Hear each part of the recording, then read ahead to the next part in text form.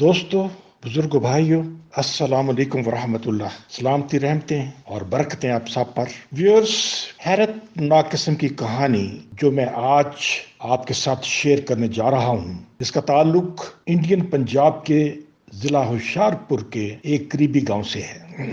سال اور مہینہ مارچ 1940 کا ہے، کیونکہ اخبار میں یہ خبر اور تصویر مارچ کی 26 یا 27 تاریخ کو چھپی تھی، اور اسی اخبار میں مسلم لیگ کے منٹو پارک لاہور کے جلسے کا ذکر بھی تھا۔ انہونی یہ ہوئی کہ کشوری لال جی کی پالتو بکری نے ایک ایسے بچے کو جنم دیا جس کا سر، دھڑ، ٹانگیں اور بازو 80% انسان جیسے تھے۔ جسم پلا پلایا اور اس پر ایک بھی بال نہیں تھا۔ جس نے بھی دیکھا حیران و پریشان ہوا۔ خبر تیزی سے پھیلی اور دیکھتے ہی دیکھتے مجمع اکٹھا ہو گیا۔ جمعہ کا دن تھا، مسجد سے نمازی نکلے تو وہ بھی اس عجیب و غریب بچے کو دیکھنے چلے آئے۔ پٹواری صاحب گھر سے کیمرہ لے آئے اور بچے کی تصویر بنا لی۔ ارد گرد کے دیہاتوں میں خبر ہوئی تو وہاں سے بھی لوگ بھاگے آئے۔ ہر کوئی اپنی سی کہہ رہا تھا، کس سے بیان کر رہا تھا اور قیافے لگا رہا تھا۔ ایک بولا کہ ہمارا ایک رشتہ دار جودھ پور میں رہتا ہے، اس کے گاؤں میں چند برس پہلے ایک ایسا ہی واقعہ ہوا تھا، اتفاق سے وہ ہمیں ملنے آیا ہوا ہے،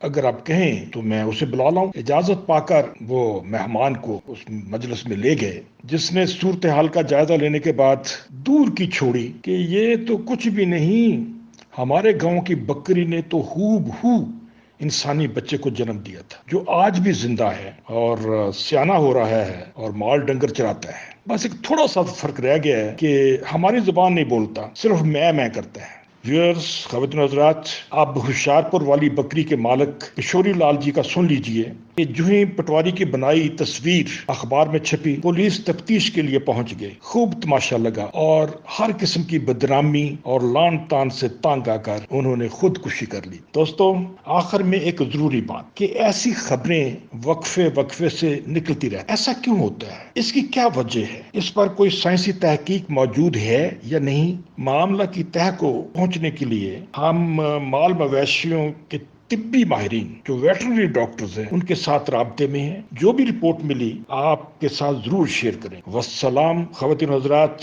راب راک۔